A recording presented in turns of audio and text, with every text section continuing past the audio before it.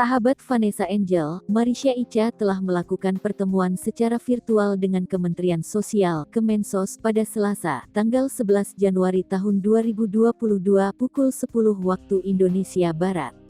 Dalam pertemuan itu, Marisha Icha memberikan klarifikasi dengan menjawab semua pertanyaan yang diberikan oleh Kemensos. Diketahui Marisha Icha harus bersinggungan dengan Kemensos sebagai buntut dari laporan Dodi Sudrajat yang menyebut donasi rumah Gala Sky tidak berizin. Alih-alih mendapatkan sanksi, namun Kemensos justru mengapresiasi tindakan Marisha Icha. Hal itu dijelaskan kuasa hukum Marisha Icha, Ahmad Ramzi, dalam tayangan YouTube Star Story yang dikutip Tribun News Selasa, tanggal 11 Januari tahun 2021.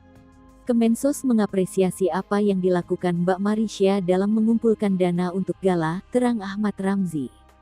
Pun Marisha disebutkan bisa menjelaskan dengan baik terkait penggalangan dana yang ia prakarsai itu.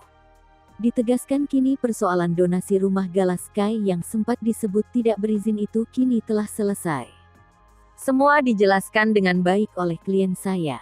Dan masalah ini sudah clear, lanjutnya. Pihaknya berharap tidak ada lagi pihak-pihak yang akan membuat gaduh setelah ini. Sudah selesai sampai di sini, jadi mudah-mudahan tidak ada pihak-pihak lagi yang membuat keadaan menjadi gaduh atau berlarut-larut, pungkasnya.